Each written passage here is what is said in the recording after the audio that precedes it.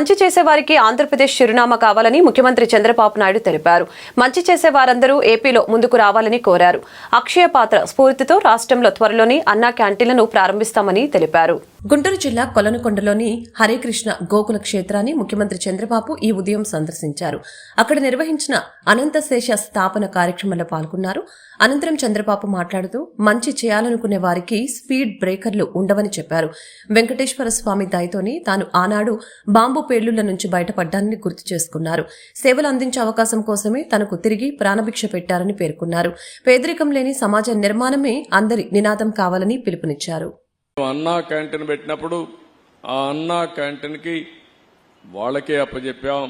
ఒక చిన్న కంప్లైంట్ లేకుండా బ్రహ్మాండంగా అన్నా క్యాంటీన్ నిర్వహించిన ఘనత కూడా అక్షయ పాత్రదని చెప్పి కూడా నేను మీకు తెలియజేస్తున్నా.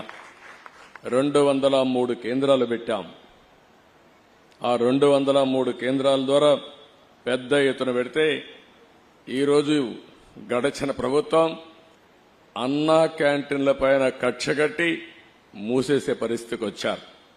మళ్లీ తొందరలోనే అన్నా క్యాంటీన్లు ప్రారంభిస్తామని చెప్పి మీ అందరికీ హామీ ఇస్తున్నా. దీనికి ఒక స్ఫూర్తి కూడా ఉంది. ఒక పక్క అక్షయ పాత్ర, ఒక పక్క నందమూరి తారక రామారావు గారు కూడా మొట్టమొదటిసారిగా తిరుమల తిరుపతి దేవస్థానంలో అన్నదానం ప్రారంభించారు. ఆ కార్యక్రమానికి శ్రీకారం చుట్టారు. ఈరోజు దాతలకు కొదవలేదు. ఈ దేశంలో నమ్మకమైన వ్యవస్థ ఉండాలి. వెంకటేశ్వర స్వామి దేవాలయంలో అన్నదానాన్ని ప్రారంభిస్తే ఇప్పటికే 1000 కోట్లు 1200 కోట్ల రూపాయలు కార్పస్ ఫండ్ ఉంది.